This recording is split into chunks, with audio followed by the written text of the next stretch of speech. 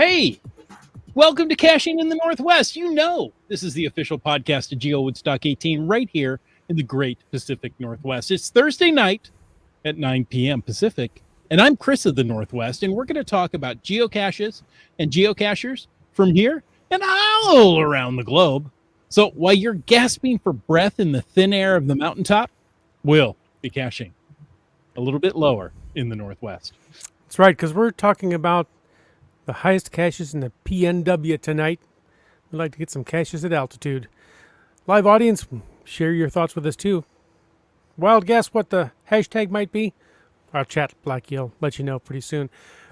But before we do that, I'm here to tell you that I'm Wits End, and it's time to bring in our mountaineering macaque. Some say he's the captain of the precision riding lawnmower drill team.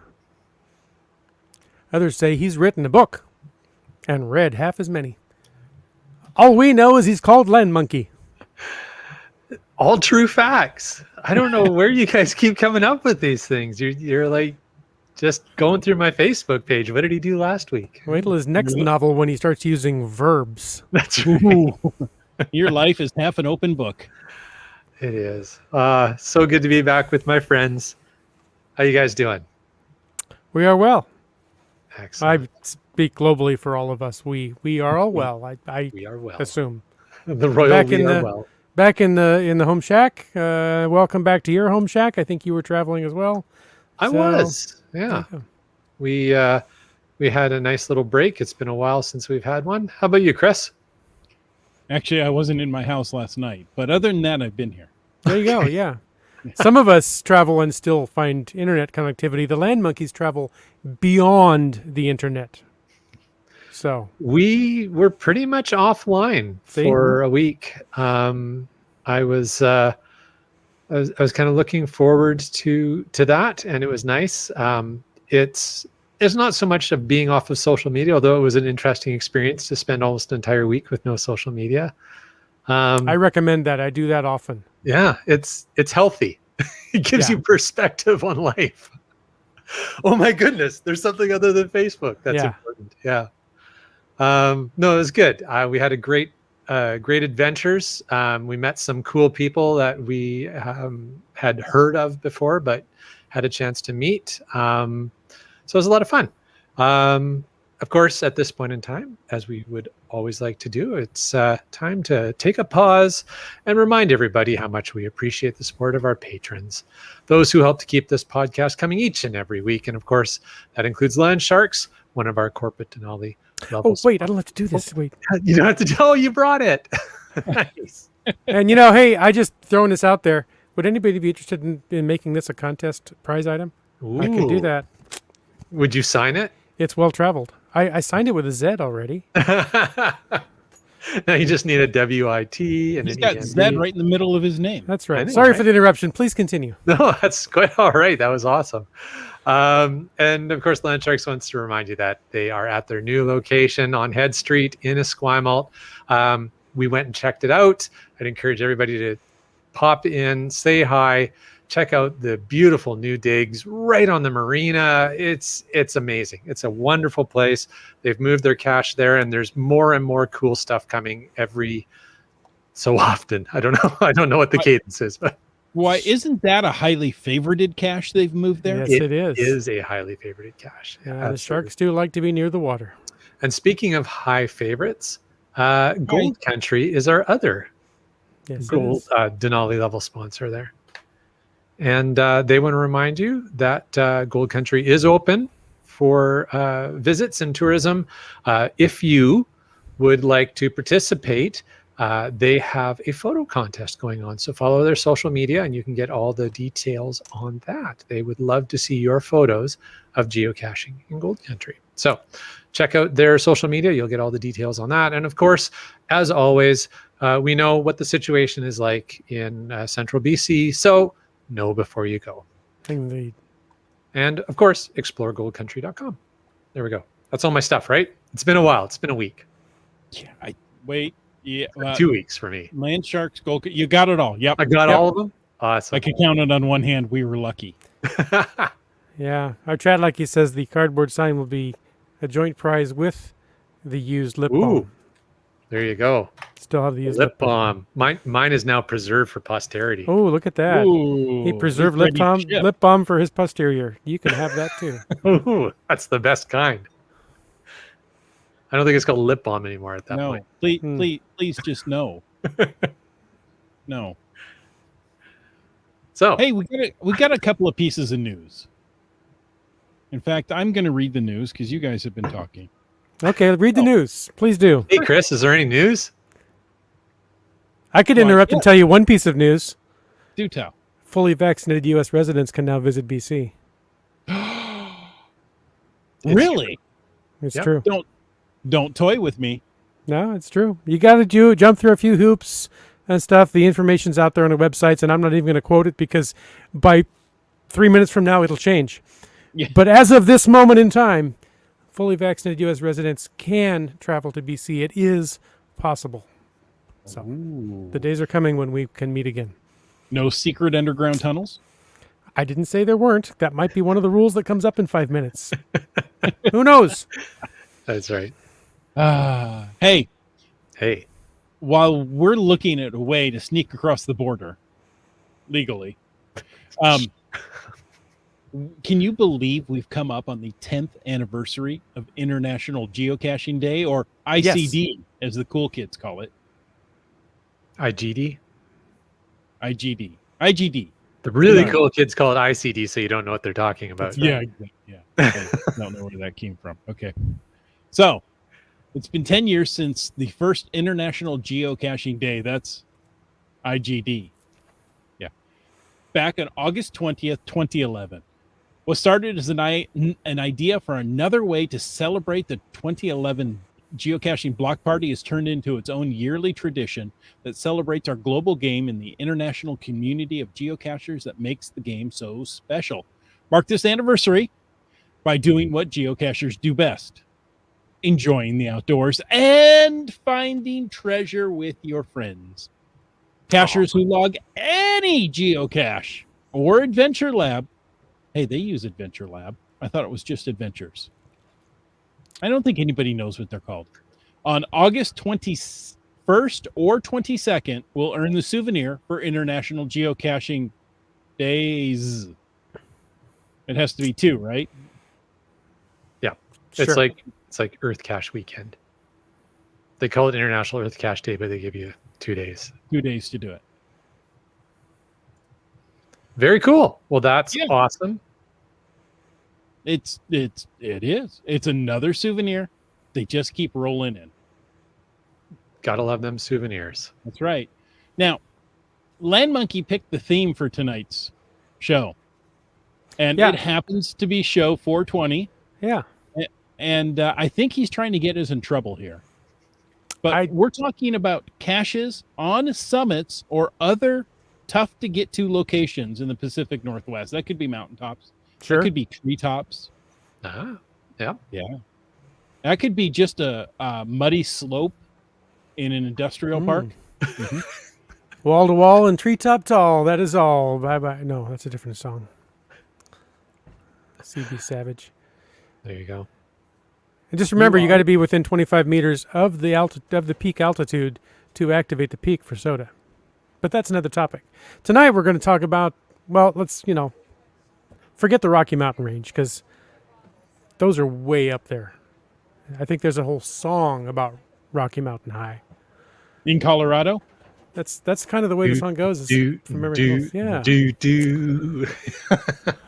So being here in the Pacific Northwest, we've got big peaks, maybe not as big as all the tweeners up there, but hey, we've got some great ones in the coastal region.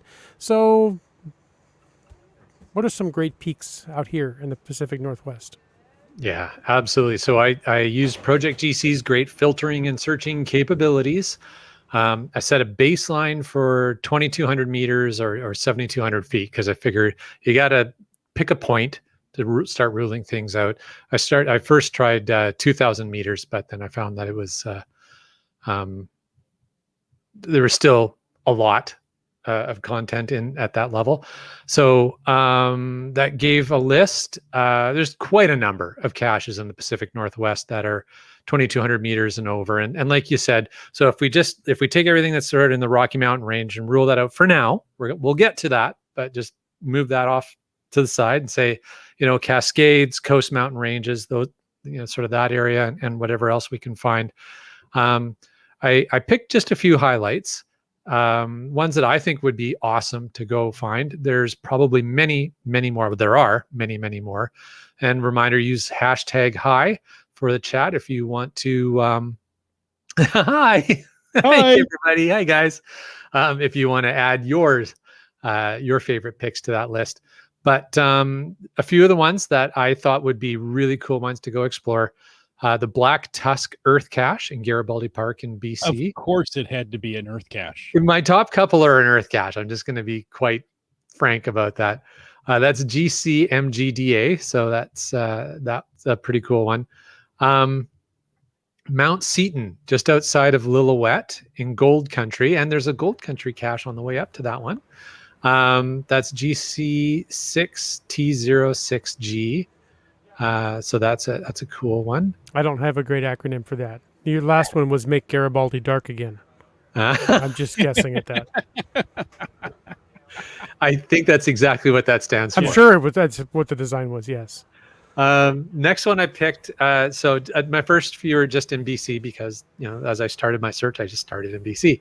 The next one is one that's actually on the bucket list for us as well, that we really are, we were hoping we might be able to get a hike up there this summer, probably not this year, maybe next year. That's Mount Mcdonald near Chilliwack Lake, just outside of Chilliwack, BC. There is not a farm up there. No, the farm is for Mr. McDonald. Oh. Which is actually, I think, what the show notes read. The elder? Just saying. Yeah, I know. I'm not sure. I think there was an autocorrect that changed MT I'm sure to it MR. was. Yeah, I like it. But yeah, that's GC4NKBF. That one would be cool. And then let's switch gears. Let's talk about Washington State. There's a few in Washington State that I think would be awesome to get to. We don't have Earth caches down here, though. You do. Really? You do. First one on my list for you guys would be Mount Olympus Summit in the Olympic National Park. I love the Olympic National Park. It's a great park. The Olympic Peninsula, that whole area is just so awesome. I could spend weeks/months exploring that. Have you gone to the quietest square inch in the Olympic? I have not yet. That was something. We had to look it up. I mean, it wasn't, it wasn't posted in any way, and I was like, I know it's here somewhere. Mm-hmm. And it actually gave me I found the article, got the coordinates. Yeah, that's it. It's pretty quiet. Not too far off the trail, so if there are people talking on the trail, you can hear it. But yeah, anyway, I'm sure if I were to visit, it would not be quiet at that point in time. Oh. Mr. Blabbermouth here, but just saying. Very sorry, cool. I'll be quiet now. No, that's awesome. That's another interesting aspect. I mean, we've done shows about Olympic National Park. We'll do them again in the future, I'm sure. Next one on my list is a virtual cache at the summit of Mount Rainier. Now, that one takes special gear, I believe. Yeah. You would assume, yeah. Has that one been found? Well, it's an older virtual, isn't it? Okay. Yeah, I'm positive it's been found. It's got a few logs on it. And it's unique. I think the GC code's unique because it's all numeric. GC1192. There you go. That might be an interesting topic some night on all numeric GC codes. But I digress. It was put there on 7/19/01. Wow, it's an oldie, yeah. An oldie. Banana slugs in high places. I love the name. Yeah. Another one in the I believe this is in Washington State, Mount Adams. Yeah. Yes. Yeah. So there's a couple traditionals up near the summit of Mount Adams. That one must be easy because it says it's GC1 easy 3Y. There you go. So why don't we all have it logged? Easy for a 3-year-old. Oh, okay. Well, I'm not that mature yet, so I'm out. All right. That one was hidden in 2008, by the way. Oh, okay. That's Caitlin's cache, 5.5 Mount Adams. I think 5.5 is the difficulty. Or maybe terrain. Yeah, the 5.5 difficulty. Yeah, exactly. Mount Hood, the summit of Mount Hood. There's a virtual there. Mount Hood, I believe, is in Oregon, right? Yeah. Yeah. Yeah. Sorry, we've switched gears to Oregon now. Okay. Another really cool looking area that I saw when I was doing this search and I was looking around, there is an area called Newberry National Volcanic Monument in Oregon that I'd never heard of before. I don't know how I've never heard of this, and it is a huge space. Tons of trails up there and a whole bunch of caches. And the primary area that sounds interesting in that park to me is what's called the Big Obsidian Flow area. Oh. Ooh. So that sounds quite fascinating. And we've got CRS 98 with a correction here. GC 1192 is at Camp Muir, not the top of Rainier. So there you go. All right. I think Camp Muir is where you overnight when you do the summit. I think you hike to Camp Muir the first night, and then the second day you summit and then retreat all the way to base camp. Very cool. I think. I've looked it up. I've never actually hiked the peak, but yeah. Now, Land Monkey, I had not heard of Newberry National Volcanic Monument either. No. And so I thought, well, what's better than to go look? And so you drove down there today and looked? Yeah. How did it turn out? I used Google. I kind of cheated, you know. But when you put it in there and go on the map, there's this really cool spiral road that leads you up to the Lava Butte Cinder Cone. So I think you could drive. There's a parking spot right up there. There's a parking lot. Let's go. Yeah, it's on Highway 97, which is the Dalles, California highway. You know what they say about California highway? No, what do they say about that? I don't know. It's just below Bend, Oregon. Okay. Just below the Bend. Don't get the bends. Don't come up too fast, yeah. Very cool. So, so that is just a few that I picked out. There's tons more. I know the folks in the chat have been sharing some of the different spots. Brian's sharing that he's been to that National Volcanic Monument, and it's on one of the routes towards Crater Lake. So there you go. Okay, I have been to Crater Lake, but I was not familiar with the whole Newberry Volcanic Monument. Yeah, so sounds like a really cool area to check out. And Limax says, I know that most of southeastern Oregon and southern Idaho is all volcanic. Yeah, there's a lot. Well, southern Idaho has craters of the moon, which is fascinating. It's amazing. I have been there. I wasn't caching then, but I have been to that national park, national monument. I think it's national monument. I think monument. Yeah. It's really cool. Laura and I have cached there when we did our Utah road trips. It's just an amazing, amazing location. Yes. To make sure you have, at least when I was there, we had no cell coverage. So make sure you get all your caches offline before you go out there. Yeah. Or use a GPS. Because there's no cell towers on the moon. Nope. Man, why not? Yet. That's just poor planning. There will be someday. And all there is black, flat rock. It's nothing else to see. Well, I mean, actually, no, there's that one area where it's the lava tubes and stuff. That's kind of cool. And then, well, it's not flat. It's usually lava that will just rip up shoes. So, yes, it is rough terrain. And the cinder cones. Get a pair of hiking boots. Kind of looks like a movie set. It really does, yeah. That's a cool spot. It's where they filmed the moon landing, right? No, it was in the soundstage in Arizona. Okay. Parts of it. Yeah. So maybe you're not in the Northwest and climbing mountains just isn't an option for you.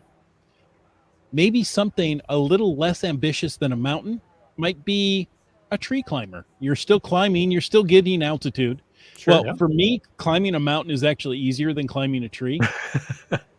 I'm not a tree climber. It's not my DNA. He usually sends me up the tree. Yeah, and he just scurries up there. I was going to say like a monkey, but that's a bad example here. Like a squirrel. Yeah. A really big, fat squirrel. But yeah, like a squirrel. Yeah. My problem with finding tree caches in general is that I don't see them. I'm so busy looking at the ground that I don't look up and go, oh, there it is. Yeah. That often is the case, but that's why there's an attribute for tree climbers, that it's Yeah. really good if people use the attribute. Yeah. We should do an episode on it. Done. Yeah. Next. Wits End, didn't we do a tree climber while we were working together, in nice work clothes? Yeah. Well, when I say we We did a couple. We did a couple, yeah. Yeah, it's funny. The one, if it's the one I'm thinking of, I don't think it's there anymore. But it was a lot of fun because they had kind of a hidden puzzle in the description. It took us to something with a padlock that you had to decipher that the puzzle was actually giving you the combination. Or maybe there was a different one in the same area. But anyway, we get to ground zero and it's like, there's a homeless camp right there. I don't know if I want to go in there. And it's kind of off to the side, but it's kind of right in this area. Let's kind of look around. The camp looked relatively abandoned. And finally, I glanced up and went, oh, there it is.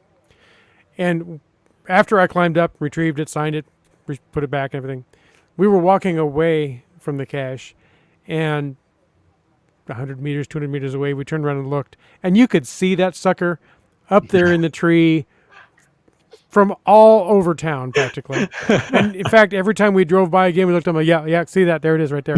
But never saw it while we were searching for it Now that until... you know it's there. Yeah. Exactly, yeah. Hiding in plain sight. That's awesome. That is awesome. Yeah, I enjoy tree climbers. Most of them. Sometimes not so much. If the tree's really pitchy, which I don't know about other areas of the world, but in the Northwest, some of our trees can be really pitchy. That's the pits. Good grip, right? Yeah. Yeah. Brian prefers to use a monkey to climb trees for him. It's always a good idea. One of the things, one of the tots that I have purchased, and I actually learned this trick from Rock Chalk, is a telescoping ladder. Now, so, is that cheating for a tree climber? So it depends. You got the cache, right? What usually tree climbers are taller than the 12 feet that the ladder goes, but the ladder will help you because sometimes there's trees where it's just really hard to get up into the first few branches. We recently were on a geocaching road trip up into Kamloops, BC, and all of the trees in a certain area of the park, including the tree that the tree climber cache were in, had been limbed up to about 3 meters, about 12 feet by the parks department. So without a ladder, you're not or unless you're like, you've got spectacular tree climbing skills, you're not going to get going on that one. It's almost like they don't want you to climb the tree. It's almost like that. But so that is the hardest part, is just getting to the first lowest limbs. Limax would like to know what's the collapsed length of the ladder. I bet it's less than 12 feet. I bet it's under a meter. Tall. It's about that tall right there. There you go. Any other questions? Audio podcast listeners, you can't see it, but it's about that big. That's right. Yeah. And video podcast watchers couldn't see what he was. Couldn't see what I was doing either. Oh, there's it's what would that be? About 2.5, 3 feet? Not even 3 feet. 2.5 feet. It's under a meter. Like I said, it's under a meter. That's what I was saying. Yeah. 1/12 of its size, so easily fit in the trunk of your car. Absolutely, yeah. Fits in the back of our. Why? That's exactly what West Coaster said. My ladder fits nicely in the trunk of a car. There you go. Yeah. I'm sorry, Wet Coaster. Wet Coaster. Yeah, there you go. He's on the West Coast. He enjoys a good tree climb. Greenwords isn't like them at all, particularly when I'm climbing. Yeah. That tends to happen with spouses sometimes. Yeah, absolutely. GSM times 2 would much prefer to climb a mountain than climb a tree. I enjoy both, but yeah, I mean, everybody's got their preferences, and that's one of the reasons why I was saying it's really good to use the attribute, right? So that you don't end up in a situation where somebody gets to GZ and they're like, But so some other tots, if you're going to do tree climbers, that you might want to think about, a climbing harness. Maybe if you're not really super confident. The problem with the climbing harness is unless you've got a rope system, it's useless. and somebody else with you, right? Yeah.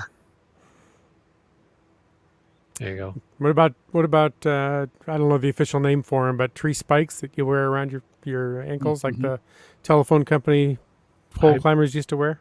I would imagine that's great if you know how to use them properly. That goes like for a lot of tools, yeah. Yeah. I don't know what kind of damage those would do to a tree, though. I'm not sure if that's the best idea.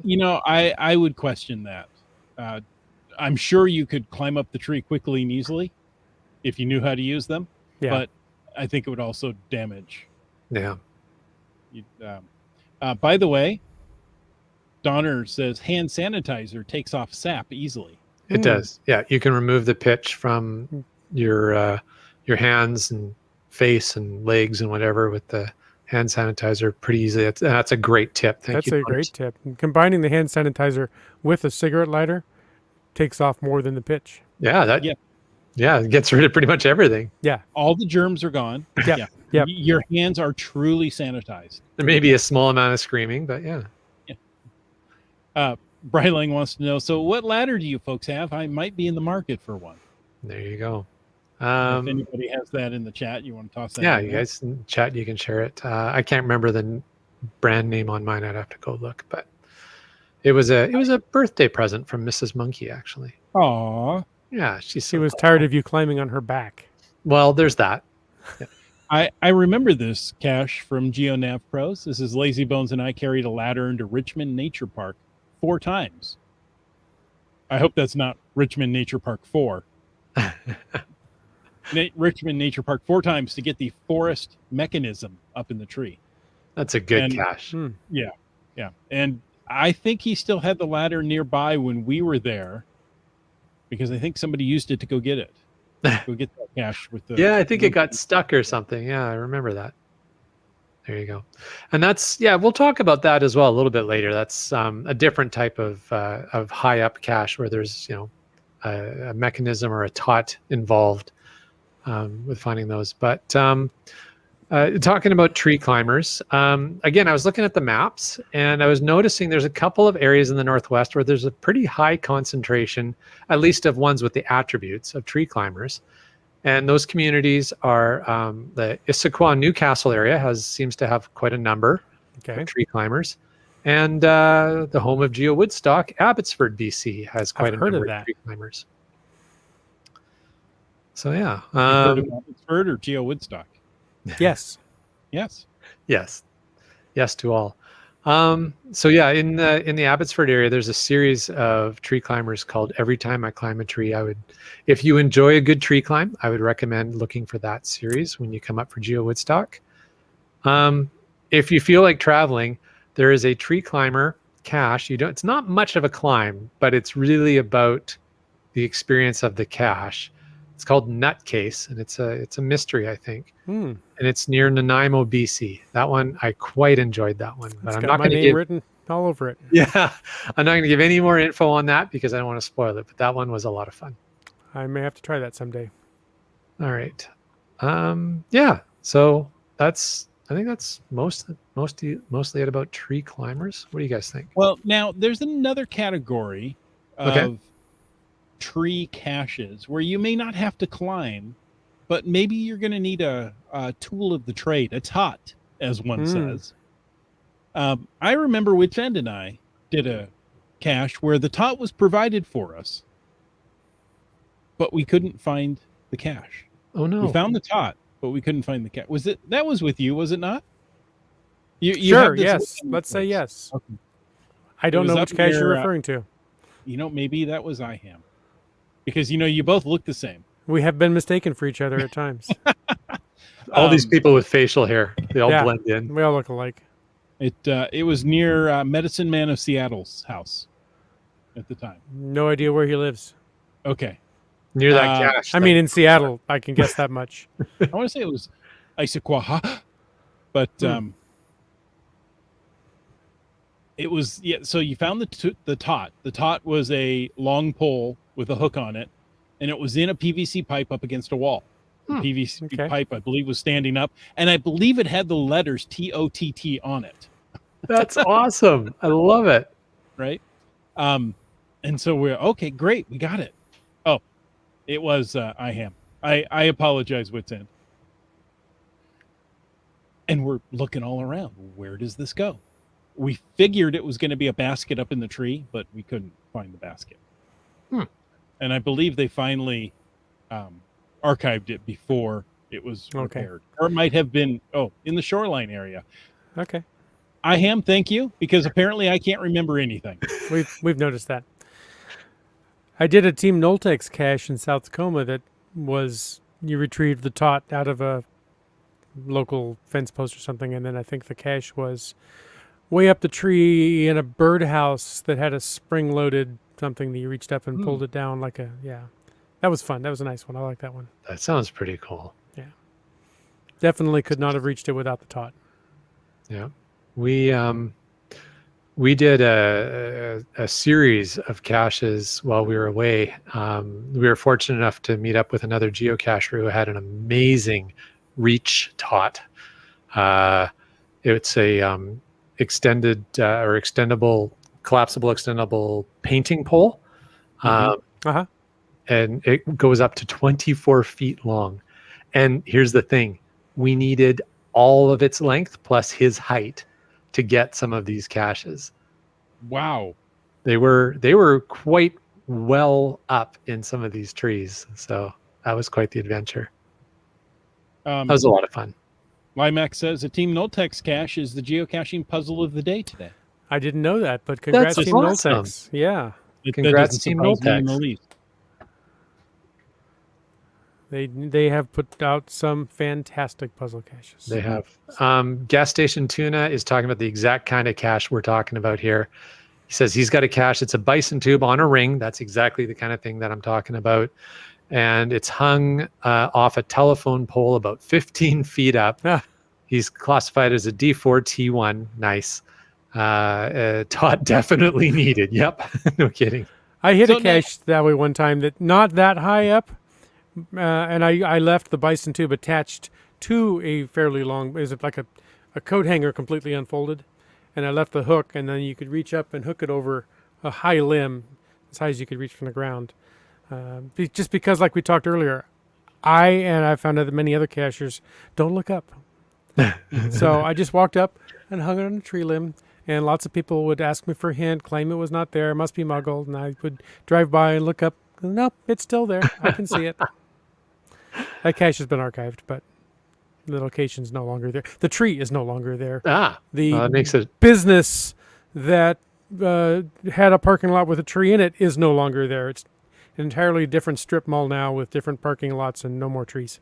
So, Now, I want to ask about Gas Station Tuna's cache. 15 feet up. Mm-hmm. Would you provide a tot for that? Or do you, people, I'm sure it's in the description. I'm sure it's clearly marked. You're going to need something for this. But if I provided the tool, I wouldn't mark it a D4. Yeah, exactly. So. Not only that, but I think it's awesome when people can find a way to provide a tot in those situations you were describing, like the Team Noltex cache and the other one that you guys did with IHAM. Those are awesome if you can do that, but the odds of that tot sticking around are pretty slim. And Gas Station Tuna says nope. Nope. D4 for a reason. I look at it and go 15 feet. Okay. Do I have something that's going to reach that far? I've got a painting. Actually, I've got my longest reach pole is for, it's just like a painting pole, but it's actually for Christmas lights. Mm-hmm. Yeah. It's got a special attachment there, and it extends farther than my painting poles do. That's cool. That's the one I tend to use. Okay. In the I don't recommend this department, how high can you throw a toddler? Just tie a rope to their ankle first, though, so that you can get them back. Well, they'll come back down. It's how high, not how far. Okay. Good point. What goes up must come down. Spinning wheel. Got to go. You know what? We're changing topics here. We're going back to Wits End's cache. Wet Coaster calls that a pull me down cache. Oh yeah. A PMD. Well, hold on. I think there's a difference though. I think what we're talking about, where you have like a ring or something and it's hung up on a branch or a peg or a nail or something quite high up, like what Gas Station Tuna was talking about, and the kind I was talking about, are different than a pull-me-down. I think a pull-me-down is when you have a tall sapling that you need to pull the top of the sapling down and get the cache, usually a bison tube or a preform, and then you let it go and it catapults and launches the cache into the And next hopefully the bison stays attached to the sapling. Exactly. If not, you It's just not increase the difficulty and move on. Exactly. I think that's what a PMD Update is. coordinates. Or Okay. yeah, and Wet Coaster says, or a hanging branch in a tree, or something that you can grab it and actually pull it down, as opposed to needing a taut for a reach to get something. That's a different type of cache. Let's see. A tree trimmer worked pretty good with a coat hanger duct tape to the top. There you go. Okay. Well, there have been a lot of comments in the chat, as often happens, and we really appreciate all that. But one of the recurring themes is talking about drivable roads and highest caches you can drive to, because let's face it, some caches, just to get that altitude attribute, souvenir, whatever you want to call it, in some parts of the country, you don't have to really do any climbing. We mentioned the Colorado Rockies a while back. You can drive right up to a park and grab up there and be well over 10,000 feet in altitude. Yeah. So Yeah. that can really pad your altitude statistics. Chris, I feel like you want to say something. Well, I was going to say, I think you can get one of the 14,000 feet ones by driving up to it. You can drive up to, like a parking lot and then walk over to it. And you're at 14,000 feet. Yeah. The 14ers. Yeah. The 14ers. Absolutely. Yeah, that's definitely an advantage. I Woodstock think point. our highest altitude find we have so far is in Utah, and it was our vehicle was parked at a higher altitude than we found the cache. We had to actually go down the hillside a little bit to get the cache, but it was an amazing drive along a ridge line to make that find. Brylink says you can drive to the top of Pikes Peak in Colorado. There Okay. you go. Well, yeah, there's actually a road race that they hold to go up there. Wow, that's crazy. So Jim B says, how about, you just mentioned that highest caches you can drive to. Yep. Brylink says the highest drivable road in BC, 4x4 required, only goes to only a few feet from GC 4H8CC on top of the world. N on top of the world. Yeah, GC. only a few more feet. I think there's two caches. Yeah. The first cache is called Only a Few More Feet. Right. Oh. That's GC4H8CC. And then Correct. the other I'm cache is following on top of the world, GC4H8DB. I can see that it's very confusing the way that's written. Yeah. Now I got it. Yeah, there are two caches. I follow it. Hindsight's 2020. Three hams in a rose in a road. Says I've done the highest cache in Maui at 10,038 feet. Yeah. But not in the Pacific Northwest. I've been to that location, but that was before we were geocaching. So. Oh. Yeah. And looks like Wet Coaster has been to the same one. He just gave the height and the altitude in meters, 3,047. Okay. Trexer says, I see my visit to Hat Mountain and Fat Ass and Peak a couple weeks ago. Hashtag Fatas Peak. Yeah. A couple of weeks allowed BC to sneak into my highest list. Well, congrats, Trexer. That is some serious mountain climbing there. Well done. Wow. Brylink says my highest find is GC8DV63 Stoyoma Mountain Summit. Found with the land monkey last summer. That was a fun adventure. We've actually got a video of that adventure on Really? YouTube. That particular one, yeah, that's where we found a plane wreck on that adventure. That was quite amazing. Did anybody else know about this plane wreck? Yes. Okay. It had been there long before we got there. So clearly they didn't realize the height of the peak. No. That's They do now. There you go. What else have we got? I don't know. I think we've covered quite a few of them. In case you want to go the other way, Limax says my lowest cache is at negative 20 feet. Very cool. Okay. I looked today, and mine is at negative 469 feet. Wow. How did you manage that? I don't know. It's right near my house, and I live on a hill. Is it like an earth cache or a virtual or something that's out in the water? You know, That could be. very well may be. Because there was a comment way up back. I'm scrolling back for it from Three Hams in a Rose about his lowest elevation. The minus 252 meter earth cache at sea level. That's the one. Yep. Yeah, I can't find it in the chat, but I remember seeing it. Right. And that is actually my earth cache, so I can't find it, and it's got like the lowest altitude around. Because I placed it out in the Strait of Georgia, because the only way you can find it is to take a ferry or a boat. It's in the middle of the Salish Sea there. And Okay. It was a mystery cache, and yes, it's out in the water. there you go. So That's why. it really wasn't there. That's cheating. Well, I mean, it's the stats are the stats, I guess. That's funny. Gas Station Tuna said that he thinks the highest geocache he ever did in the Pacific Northwest was Mount Margaret, for the cache we shall not name. And he was guessing it's something around 5,500 feet. Sounds about right. I'm sure somebody can fact check that. I was going to say my highest. I was going to say that's just about the height of my highest cache. Mine is Jeep Cache 2. It was in Idaho. Okay. And that was a drive-up cache at 56 feet. So that's 1,784 meters. Very cool. So not very tall, but it was one of those when we went to Mountain Bikes celebration event in Idaho. Wits End and I went. Oh yeah. And rode up with quads in the mud on the back of his pickup. And what was there? 12, 13 people in this pickup. And it went up. You needed a 4x4 to get up there. And there was a spot where it bottomed out in the snow. Everybody had to get out. And then it was just a short walk, but he could have driven right up there. Wow. Neat. So, Jim, is that your highest elevation find too? I just looked it up because I had no idea.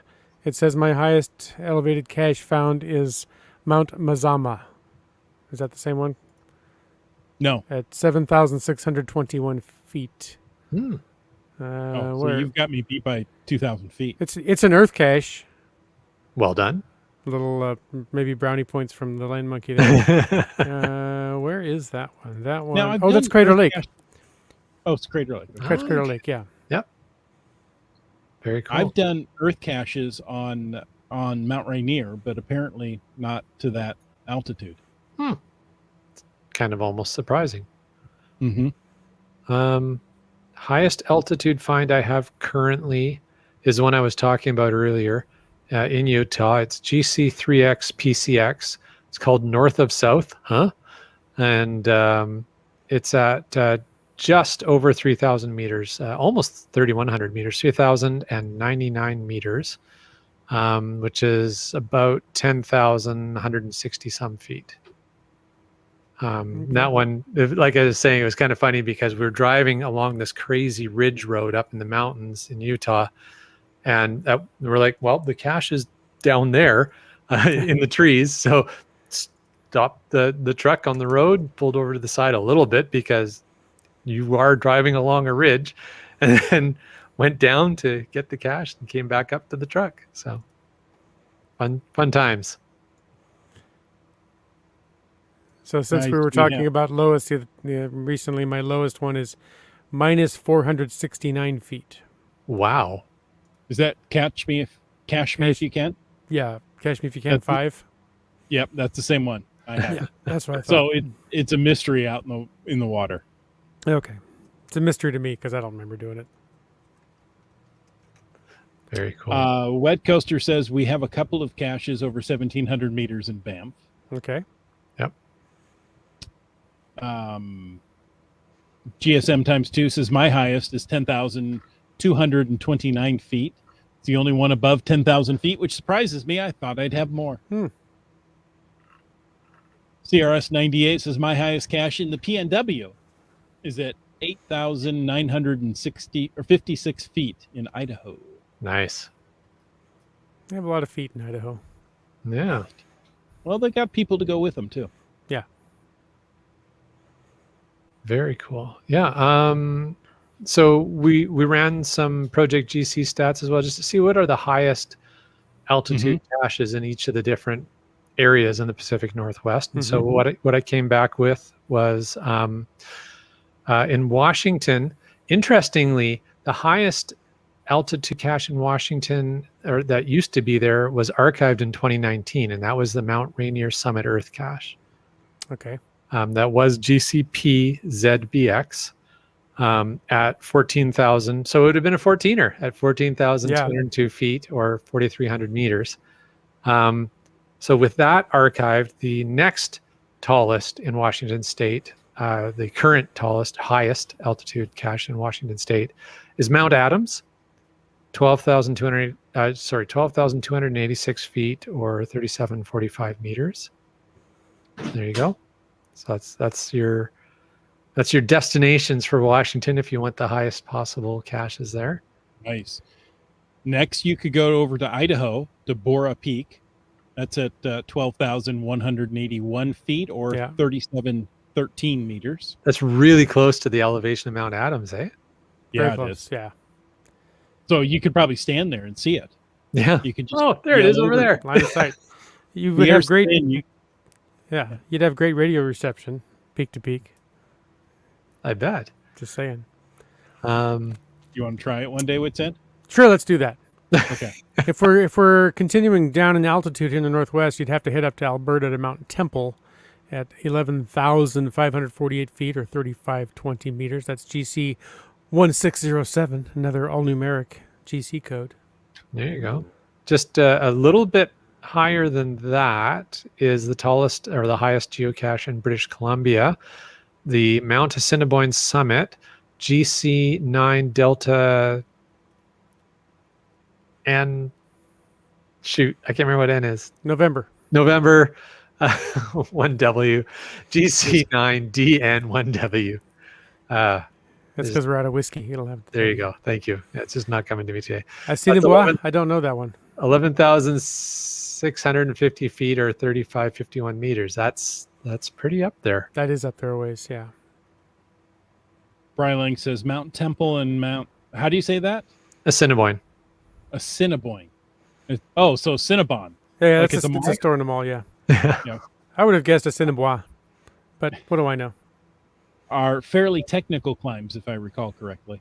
Yeah, they're definitely not drive up or easy hikes for either. I'll take your word for it. I'm not going to find them. N is in Nancy. There you go. Yeah, that works too. Thanks, Udak. or you could just stare blankly into the screen and say, "Jim, help me out." We were talking before about Colorado. Of course, Colorado with the 14ers, you're going to get a lot of elevation. And the tallest active cache in Colorado is an earth cache. It's called From the Basement to the Roof. It's Mount Elbert, one of the 14ers. It's at 14,416 feet. That's up there a ways. That is. From the basement to the roof. Yeah. You said 14,416. That's Google says 4,393, or actually 4,394 meters. 4,394 meters. Jeez, that's high. So, yeah. That's higher then, than here. If you happen to head over to Montana, which, we're going to include in the greater Pacific Northwest, you could hit Mount Wood. That is 3,792 meters or 12,440 feet. Again, pretty way up there. Now, I don't know much about that particular cast, GC2D AG7, But I would imagine that's probably going to be a little bit technical to get to that one. The difficulty is 1. The terrain is 4.5. Oh, all right. So yeah, train 4.5 probably going to be a bit of a technical ascent. Yeah. Intense hike, but totally worth the view. The cache is easy to find between some rocks. Yeah, a That's lot of the those caches, D1. the hardest part is just getting there. Exactly. It was placed in 2010. It's got 2 finds. I think it might be an intense hike. Or a helicopter ride. Yeah. Too funny. Udac's got, that's a FATAS. We'll leave that one for later. Yeah. I think we covered stuff off here. What do you think, guys? It's been fun. I think we covered it well. So that's the highest caches in the Pacific Northwest, whether you got to use a tot and reach for them, whether it's a pull me down tree climber, or just get your butt up a mountain. Mm-hmm. Yes. And take There a you radio go. and Hey. activate a peak. There you I go. know. That's a whole nother show. Yeah. But we can mention it. Hey, thanks for tuning in. We hope you enjoyed this episode of Caching in the Northwest. It's my turn, isn't it? I'm scrolling through the show notes. All right. Well, you know what? While I'm scrolling through the show notes, having a casual little break here, I want to take a moment to thank Land Sharks and Gold Country Geotourism, both of whom are our corporate Denali level sponsors. Landsharks.ca is the outdoor adventure and geocaching store. Check them out online, and remember, they ship orders daily. Chris and Helen again are thanking all the geocachers from the island and the mainland who've come to visit them at their new location, and sincerely appreciate having everybody stop by. They look forward to seeing more geocachers as travel opens up further, like we were talking about before. One of these days. And hey, folks, again, as always, for amazing geocaching adventures, absolutely amazing, check out exploregoldcountry.com and their brand new logo. Marcy sent that over to us. Jim's got it animated already. Very cool. Thank you, Marcy, for sharing the new logo. Looks very slick. Loving it. And It's can't really wait cool. to get up and explore Gold Country again. The sun rising over Gold Country. There you go. So very nice. Keeping it golden, baby. And of course, we want to thank our faithful Denali level supporters. That's Landsharks, Gold Country Geo Tour, Team Squirrel, Groovy Owl, and Cashly. If you want to know more about supporting the show, click the Patreon link on the CachingNW.com website. Well played. I've learned from people like Donners. And be Pendragon. And GSM times 2. CRS 98. GeoNav Pros. UDAC. Limax. And Kev MacD. Segehov. Amnerv. Antaeus. How about our newest gas station tuna? How about Subway Mark? How about back in the Pacific Northwest? It's Peach of Washington. Hey, just finding our way. Ari, 5, 4, 3, 2, 1. 3 hams and a rose. 1 Winos, Seattle. Kennel Barb. Kid Vegas 19. That's me. LG 9000. You talks to rocks. Hey, we just had dinner with them last night. Logworks. Geo Travelers. Tick Magnet. On the boot. On a boot. On the boot. I'm Canadian, man. Alarobrick. Genies. Trexa Zero. Yeats 94. Boomer 365. Roger, Roger. Wait, Acker Talk. Hey, how about the cache or no the puzzle of the day, Team Noltex? Congrats. How about Kitty Quest? How about that? How about Seebeck Tribe? T Sayer. Green Words. Sprouter. MC 3 Cats. Wet Coaster.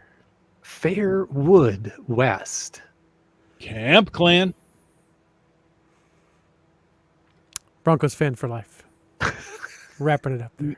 Nice pause. That was very suspicious. Dramatic effect. Made you wonder. It We did. appreciate all those patrons. And all of you, even if you're not a patron, just for hanging out with us, contributing to the chat, listening to us on your drive to work, putting us on your headphones while you're mowing the lawn, whatever. Thanks for being with us. Yeah. We appreciate it. And now, folks, it's time for this segment I like to call At Last. Yes, listeners ask some things. And now you get to hear a little bit about your host. If you'd like to ask some things, call into 253-693-TFTC. Maybe I said that fast. Maybe you didn't have time to hear it.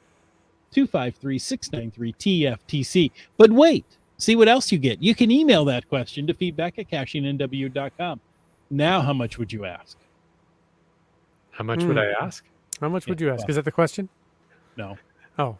Well, Mike, the question tonight, or the question is, what? Oh, there's things there. What was your favorite subject in school? Is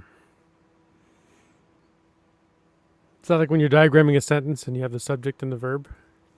Well, I mean, or Land Monkey's section of books. First one is all Nouns. subjects, the next one's all verbs. Yeah. It's all pronouns, actually. Yeah, and he wrote the apple pie hubbub. What was your favorite subject in school? It's a tough one. I don't really know. That question got Canadianized.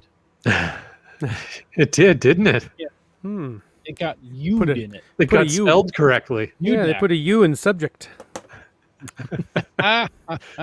We put U's in all the words. We're very inclusive. SKUL, school. We put you in everything. We're highly inclusive. Limax says, guess what I have my 2 degrees in? I said, exactly. Probably math and music. Math There and you music. Yeah. PE doesn't count, but we have spelling from Donners. Is that a Recess. subject? Recess got me in trouble, so I don't like recess. Physical education would not have been able to get through school without it. And that's why I got in trouble in recess. I used to sneak back into the classroom and do my homework while they sent us out to the playground for recess, and I got scolded for that. I didn't want to go out and run around and kick a ball. I wanted to do my schoolwork. Wow. So what was your favorite subject, Jim? It's hard to say, but I'm going to lean towards the mathy types of stuff. I did go through calculus and stuff. I couldn't find the first derivative I used to be able to find the volumes of solid revolution, but not anymore. But I liked math because there were answers. I didn't like literature because it was all subjective. And what do you think the author felt? I don't know. He wrote a book. Ask him. Math there was an answer. You could solve that for something. So. And then you had to show your work. Yeah, I was okay with that. How about you, Chris? Oddly enough, well, no, not, for me, you wouldn't know it by the career I chose, but there was a biology class that I absolutely loved. The teacher and I just hit it off as far as, being, you have those teachers that you remember that inspired you. And that was one of those. That was the biology. And, it just is like, hey, I get this. I understand it. Yeah. I don't know if I do now, but I did at the time. Right. That was the way with math. It's like I could do it then. Can't do the advanced math now. There you go. Land Monkey? I guess a couple of different scenarios. Something with a U in it. Yeah, they all have a U in them. Because in post-secondary, there was more options and different types of courses that I could take than I had access to in elementary or high school. So in elementary school, high school, my favorite was always English/literature/creative writing, that angle of things. For the exact reasons that Jim didn't like them, I loved them. So math, I could do math. It wasn't my favorite. I probably didn't work nearly as hard at it as I could have. But give me a book and an author and a poem and ask me to start to interpret it and give my thoughts about what the author meant and the imagery. And I just got really into that. I loved it. I think I liked structure and rules and there you go. And order. So, that's why I do Sudoku puzzles and things. There you go. But once I got into post-secondary, I discovered geology, and that I became fascinated, absolutely fascinated with how the planet works and just everything about it. And well, everybody knows I love Earth caches. Well, it's because I've actually, long before geocaching, was fascinated and entranced with geology. So when I started this geocaching game and then subsequently found out there's this thing called Earth caches, which are focused on geology, I'm like, hell yeah. Oh, yeah. Yeah, God's design is fascinating, whether biology or geology. Exactly. Well, I'll go over some other ones that our friends have said here. Yeah. Wetcoaster said math. IHAM said our friends to the north tend to round to the nearest vowel. Sure. Keats, it was social studies. I do, and Monkey Cake says history. Now, history has to be a close second. I absolutely adore history. I like history a lot more now than I did when I was in school. You've lived a lot more of it. Yes. Didn't like it then, but I really appreciate it now. No. For me, I've always been a World War II buff, and that's been one of my favorites. Anything World War II, I'll watch over and over. Just finding our way. I'm sorry, I'll always say your name that way. Is Woodshop. Now, see, that would have been a favorite for me. I do like to work with my hands, but we didn't offer those courses in my school. Really? You don't need them. You're good enough now. No, we didn't have shop courses. That's why when I got to college, I took electives for fun, like auto body and, and auto mechanics. Just because, this is kind of fun. I'll just use this for fun. I'll go work with my hands. I enjoy that. Building mind-reading helmets with the political science syndrome. In In case you wanted to know, Limax says my philosophy was my least favorite subject. Yeah, not my favorite at all. So interesting. Well, let's go into that and let's find out why. Tell me about your mother. That's psychology. Oh, UDAC said. See, I don't know any of those things. Immanuel Kant was a real. Never mind. It was very rarely stable. Heidegger was a boozy. Yeah, we won't go there. That's all the philosophy I know is that song. You guys read UDAC now. You've cut me off. I'm done. Elementary was art. Junior high, history. High school was English, all because of the teachers. And boy, does that ever make a huge difference. Mm-hmm. It does. Yeah, yes. Absolutely. Shout out to teachers out there because there are good ones and bad ones, but, we appreciate you all. Yes. Mm-hmm. We appreciate you all now that we're grown up. Yes. We can appreciate what you do. We didn't appreciate you all when we were kids. There's probably only 2 or 3 teachers I remember, and those are the ones that made the impact on me, and I wanted to do well. I had some teachers that made an impact on me, but not in the way you're talking about. Yeah, well, that's because you didn't come in from recess on time. No. And I was already in the classroom doing my homework. Yeah. I was throwing stuff at Jim from outside. Yeah. Heads up, it's a soccer ball. Wetcoaster said, why did the author write this story? Oh, Answer, yeah. He wanted money to buy food. There you go. How do you get the drummer off your front porch? Pay him for the pizza. Oh. You know what? What? This has been a fun show, folks. It has. And I'd like to take time and tell you, yes, you, personally you, the one that I'm speaking to right now.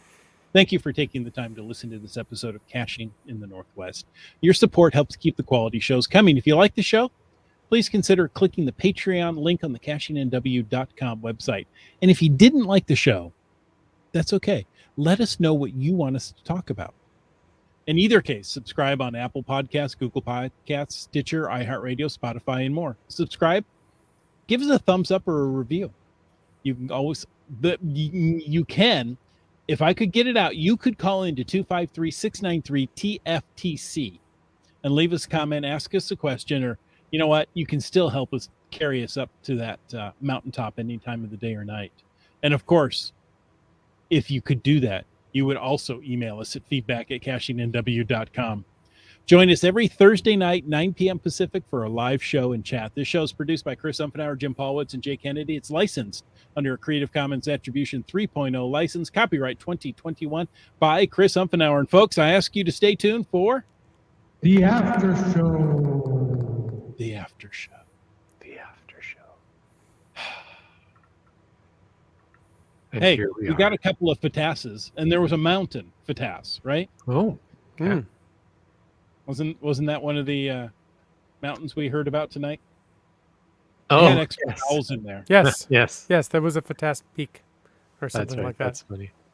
CRS 98 is planning for a vacation in late September and early October, planning to do California 1. Hope to meet up with GSM times 2 along the way. I hope you do, and I hope you record some field notes or call into 253-693-TFTC and tell us all about your adventures. Please do. Indeed. We would love to hear about it, and we'd love to hear you send it in using your voice. Yes. The FATAS from UDAC that I was talking about, she was asking, did I hear correctly, is another heat wave expected in the Pacific Northwest? I would say more than expected. It's here. We're living it, baby. It's a little hot, but it's August and it's kind of normal. So It's I think less hot than the first heat wave, but Yes. it's still hot. it's currently 31 Celsius, 88 Fahrenheit here in my podcast shop. So that's warm, but Yeah. it's all right. We don't wear pants, so it's all good. Yeah. No, You know why? I'm sweating right now, but I'm still cool under pressure. Mm, There you go. cucumber. No, not Larry. Keats is hoping to revamp the YouTube channel again. Is that what you were going? Yep. He said he decided to spend time cranking out this Trans-Canada Highway Adventure Lab series first, and it's been fun. Good job, Very Keats. cool. Good job, Keats. And GSM times 2 was asked, do Americans worry about spiders hiding in lamp skirts? I Do don't you worry see about it. a lot of spiders in lampposts? I don't. No. I Don't do, worry about it. but they're never ones that I'm worried about, at least not Yeah. where I usually cache. If I'm in the Okanagan, the interior, I start to be a little more wary because that's where you'll have the brown recluses and the black widows. So I tend to be a little more cautious, but generally, any spiders and lampposts are just going to be your usual dumbass spiders. They pretty much all squish the same. That's right. They all make the same sound. Jim B says just wasps. Oh, yeah. And Yeah. wasps in guardrails and Yep. lampposts, yes. That's Yeah. the worst. When you always got to look or under a gate or something that you always got to look because they'll start building their little nests. Those. Yeah. Eat 'em. Starcatcher agrees. Just wasp nest. Ugh. Yeah, those are the worst. All right. If you want just a slight bit of extra credit, I'll tell you a story about we were talking favorite subjects, and I didn't like literature and all that. In 8th grade, we were assigned, we had an assignment to basically rewrite, paraphrase, I don't know what the right word for it is because I liked math, this poem story. And the poem was written by the poet, by the author in first person. I did this and I went here and I saw that, blah, blah, blah. And so we all had to read these things out loud in class, which is always just a real joy too. Reading out loud, you know how well I don't do that. At least when I read it, when I have written it. But the teacher got down to my assignment. Didn't know it was my assignment at the time. She says, now this student, and she said, I think she made some comment about how maybe he hasn't always done the best with the writing assignments. But I blew her away because I wrote it in the first person. And every other student in the class wrote it in the third person because the author wrote about it and they wrote what the author was writing about in the third person.